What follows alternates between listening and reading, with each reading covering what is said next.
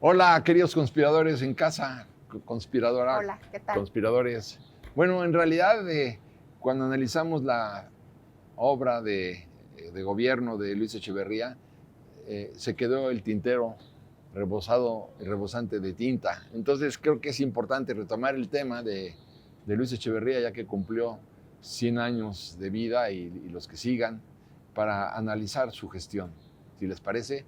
Y nada mejor que traer aquí a colación una frase de Alfonso Martínez Domínguez, al que él corrió después del halconazo de 1971, porque Alfonso Martínez Domínguez decía, los buenos políticos no son los que resuelven los problemas, sino que los buenos políticos son los que saben crearlos, ¿no?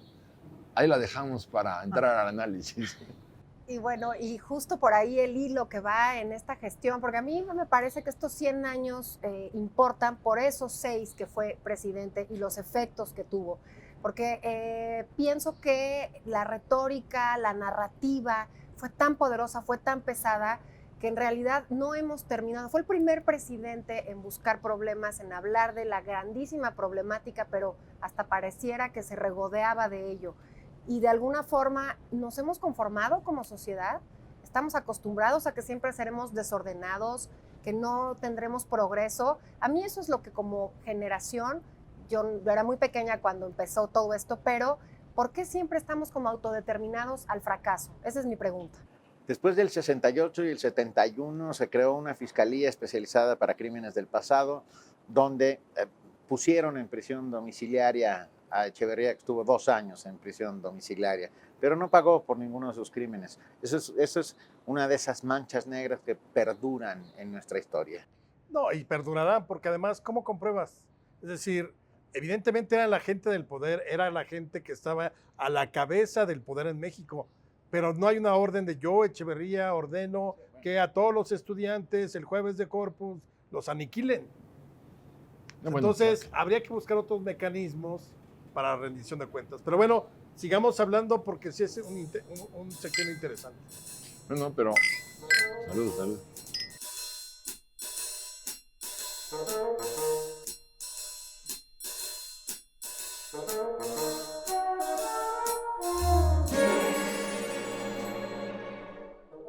Hola, queridos amigos.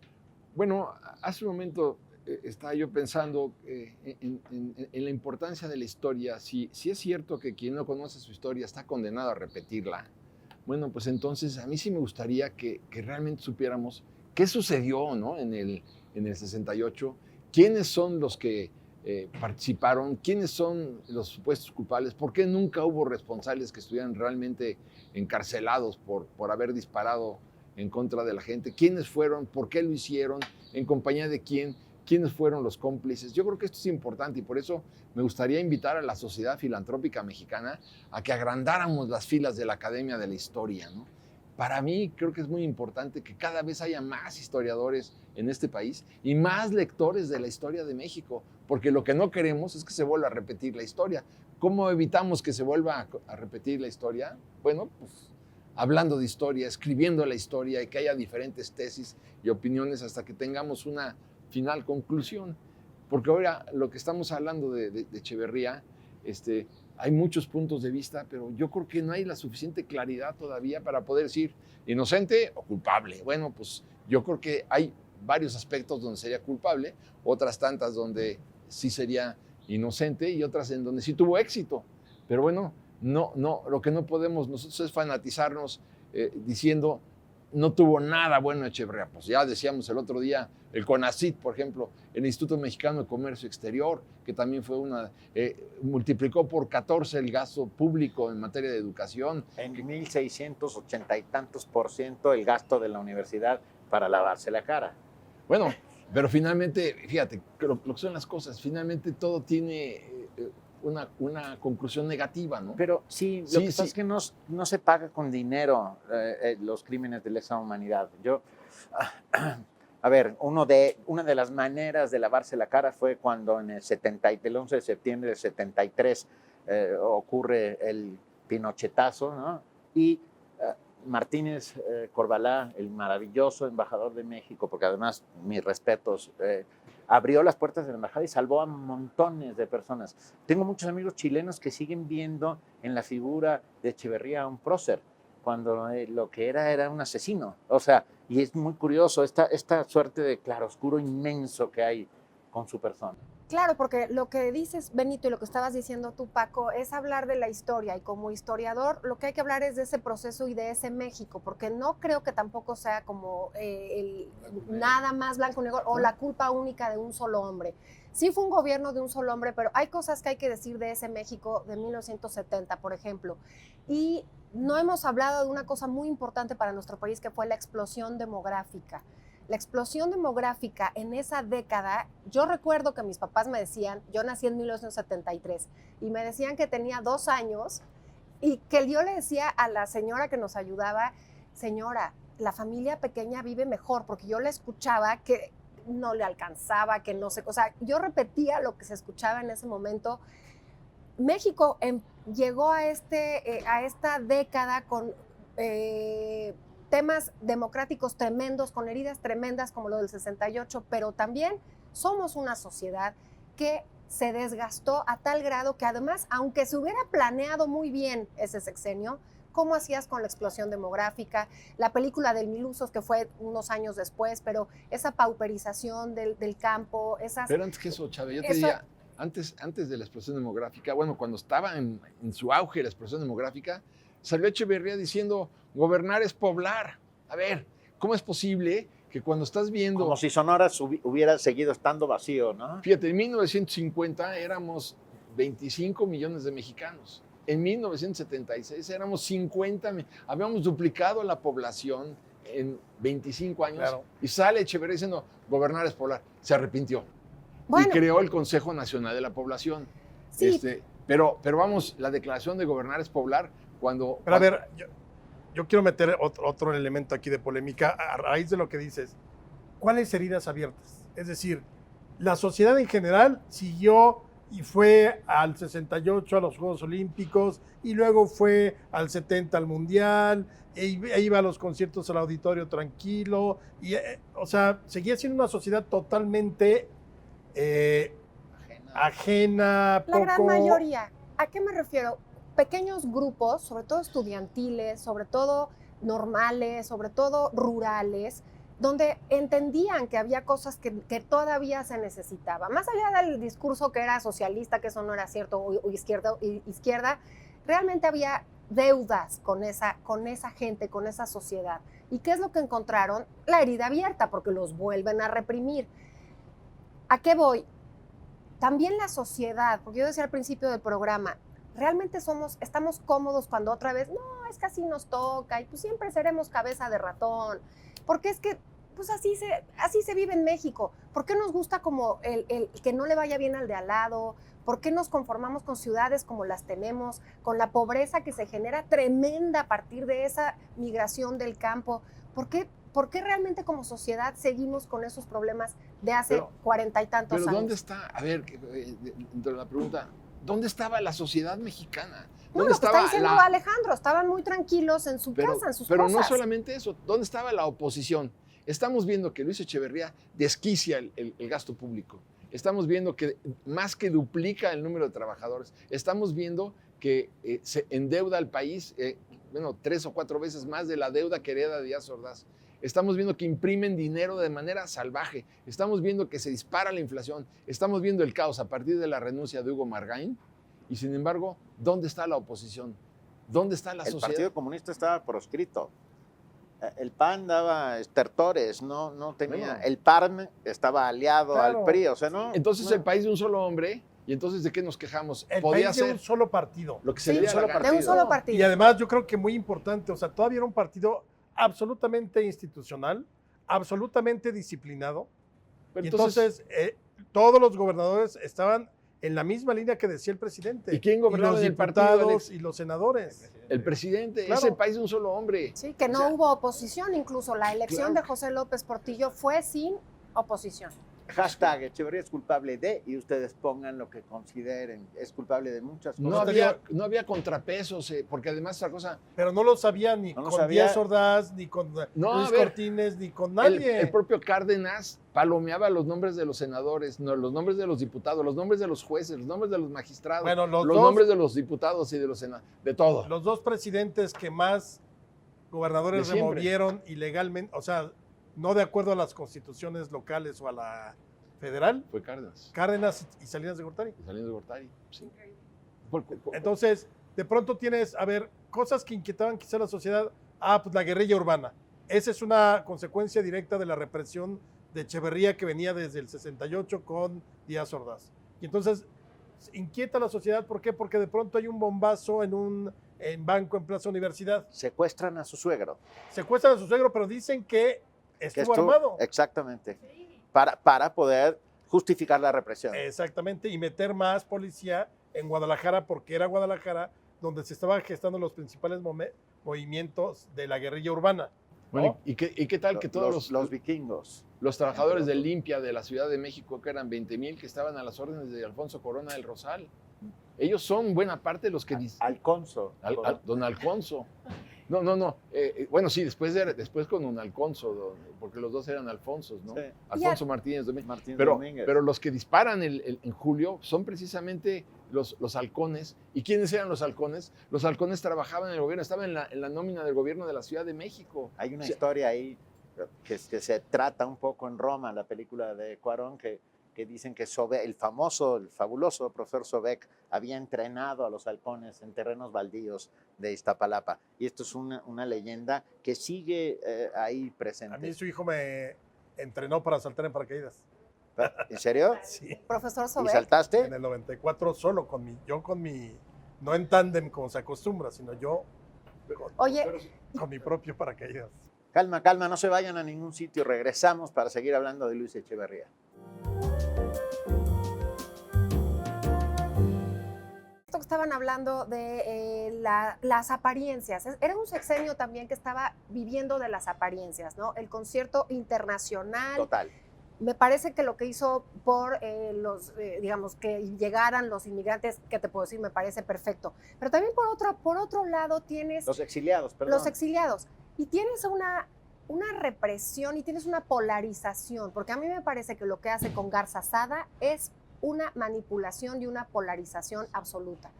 Es el primer presidente que empieza a hablar de el riquillo. Los riquillos, eso no existía en el argot ni en la sociedad. Y él decide que un hombre, como sea, no voy a hablar bien o mal de Garza Sada, pero un hombre que había fundado el Tecnológico de Monterrey, hay que hablar bien de eso. había dado digamos, muchísimos empleos, era un emprendedor, dejémoslo ahí. 300,000 estudiantes. Era un emprendedor, Digo, así, pero políticamente algo pasa ahí y empieza a querer golpear en ese sentido, y eran unos oligarcas y unos reaccionarios, y García Balseca, a mí siempre me llamará mucho la atención lo que sucede con esos periódicos, porque le sube tanto el precio. No estoy diciendo que sean buenos estos personajes, lo que estoy diciendo es el poder absoluto y la polarización que empieza a manejar un solo hombre, Pero, Echeverría. Sí, y hablando de periódicos, hay que recordar que es el que fragua, Luis Echeverría, el golpe contra Excelsior en Ahí está. 76, Claro. Sí. contra Ahí Julio Scherer, Vicente Leñero y todos los que habían Ahí está. hecho la cooperativa de Pero Excelsior. es que es lo curioso, a ver, que él se presenta como un líder de izquierda Sí, y manda a asesinar a Lucio Cabañas. sí, y a Genaro Vázquez. Y a Genaro Vázquez también. Bueno, y no solamente eso, está implicado también, curiosamente, en el secuestro y asesinato de Garza Sada. Pero y ahí Aranguren. no está comprobado. No está ¿eh? comprobado, no. O sea, es más factible el asunto de que fue la Liga 23. Puede ser. Se les pasó en el momento en que iban a hacer el intercambio, o sí fue directamente, pero no. Lo que se contaba era un chiste de la época, que cuando declara 3 días de luto por Allende y 0 por Garza Sada, por Sí, ejemplo. claro. Sí. Que era lo que habla de la polarización Isabel. Pero dice, y era un chiste muy malo de la época, que decía que cuando regresa de Monterrey de los funerales de Garza Sada, le pregunta, oiga, ¿y a dónde fue el presidente? Fui a Monterrey a echarme una garza asada.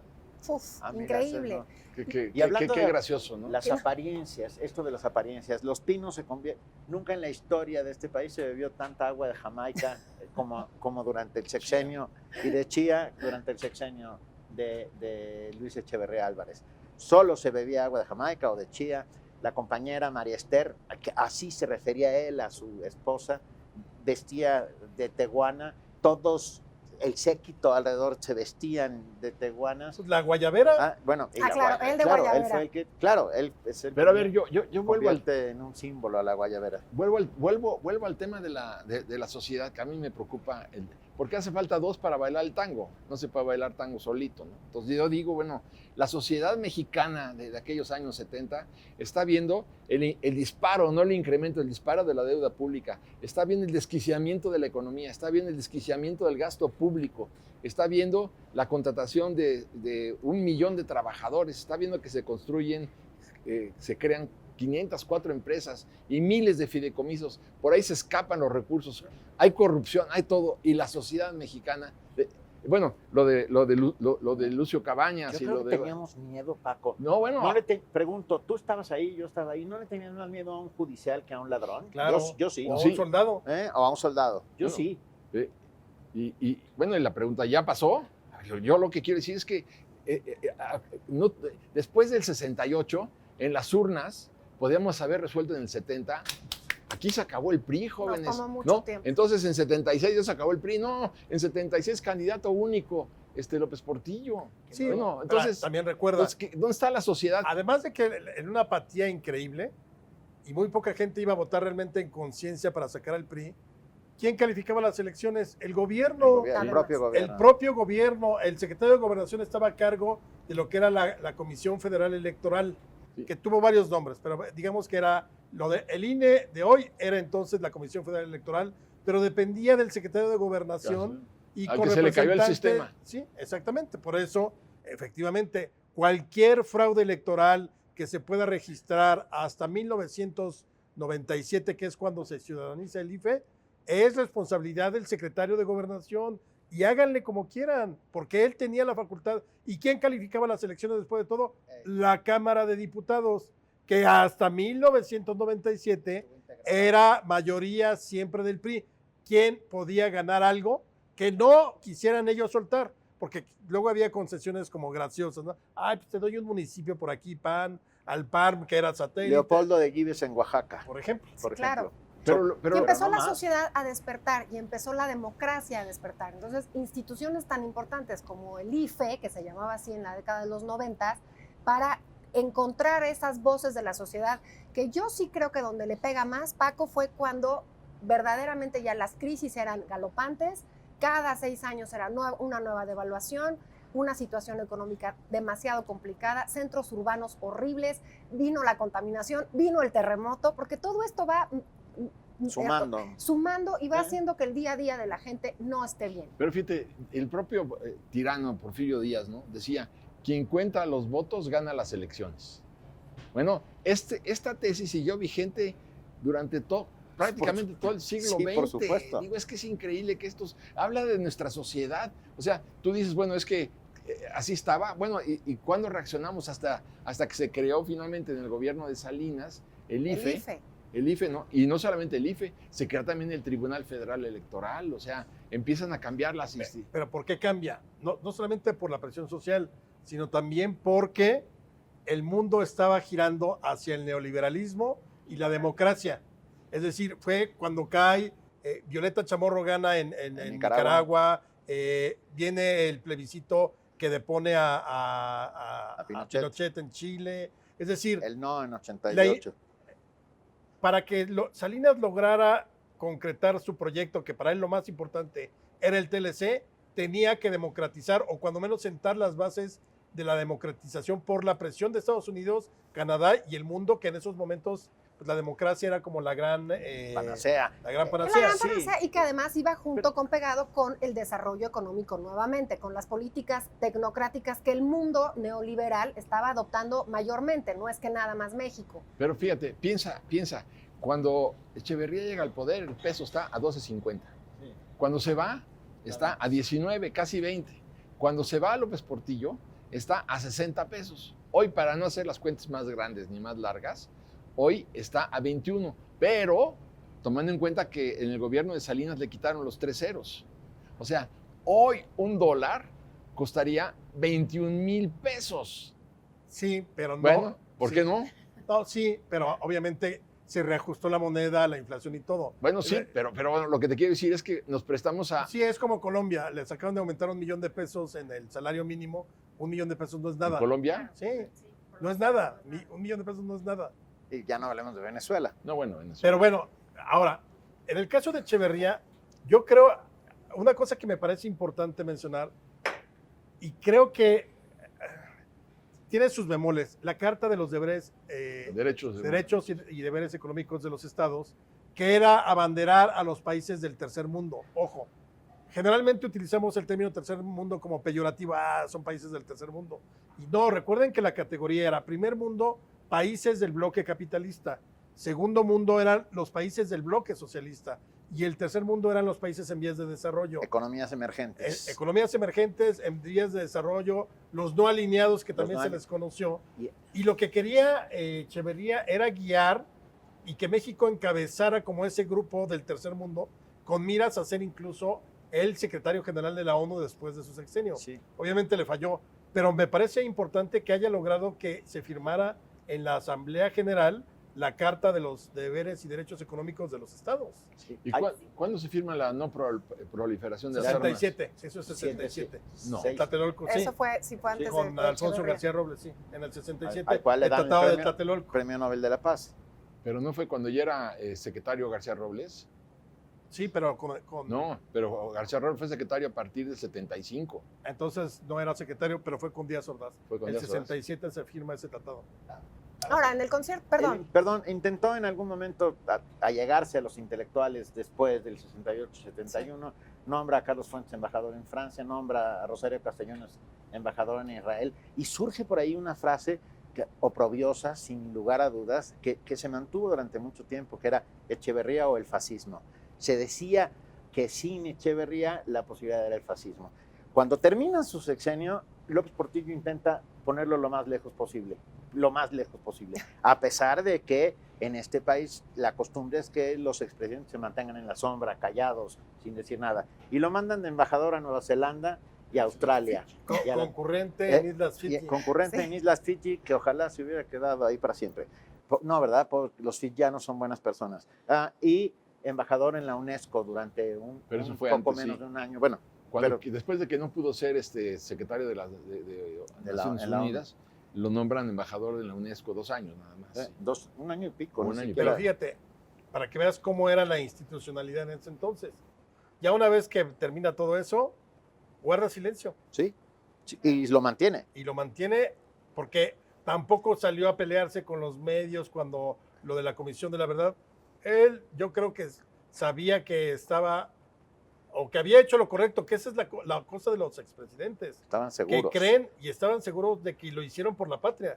Y que si había que acabar con la guerrilla en términos de asesinatos, era por la patria. Eran delincuentes, no eran, o sea... Guerreros de la libertad. Exactamente. No eran ningunos héroes, claro. Qué bueno que están levantándose contra mi gobierno porque es una apología de la libertad. No, eran enemigos del Estado. Sí. Pero fíjate, Claro, perdón, es que iba a decir hace un rato que el concierto internacional lo maneja muy bien. A pesar de la simulación de su gobierno, México era el único país en Latinoamérica que tenía embajadas de todos aquellos países con los que Estados Unidos tenía conflicto por la Guerra Fría, por el socialismo. Me parece que eso como posición de México lo fortalece muchísimo. Nuestras relaciones exteriores han sido espectaculares siempre. Ahí sí, No sí hay siempre. que Bueno, no reconocer. siempre. Ahí Casi sí hay que rompimos relaciones diplomáticas con Cuba. Claro, pero hay que reconocer también a todos esos funcionarios y toda esa institución que era el Servicio Exterior Mexicano que funcionaba muy bien. A mí me parece que eso sí es Pluralismo rescatable. ideológico fue porque el PRI era camaleónico. Él quiso ser el gran nacionalista. Además le toca, por suerte, la muerte de Cárdenas. Entonces, México se queda sin el gran personaje que represente el nacionalismo revolucionario. Líder moral. Y lo asume Pero- Echeverría. pero Y fíjate- lo asume, perdón, nada Sí. más. Además, enarbolando la figura de quién? De Juárez. Pero crea, por ejemplo, la siderúrgica Lázaro Cárdenas Las Truchas, que fue una inversión gigantesca, qué sucedió con eso y qué sucedió con Bahía de Banderas? Una quiebra escandalosa. Tuvieron que vender la empresa a, ¿qué te voy a decir? Con un descuento del 90% de lo que costó. Es decir, no, hay que entender que el gobierno ha sido un pésimo empresario de la misma manera que ha sido un pésimo maestro. Pero pésimo empresario por la corrupción, porque en el siguiente sexenio López Portillo se encargó de perseguir a muchos de los secretarios y subsecretarios en distintas ramas. Ya nos fuimos. Echeverría es culpable de, y ustedes pongan lo que quieran. Con esto terminamos los 2 capítulos sobre Luis Echeverría, De que un hombre cumple que 100 tiene años. 100 años, hoy por hoy. Pues, Salud por la historia. salud. Por la historia.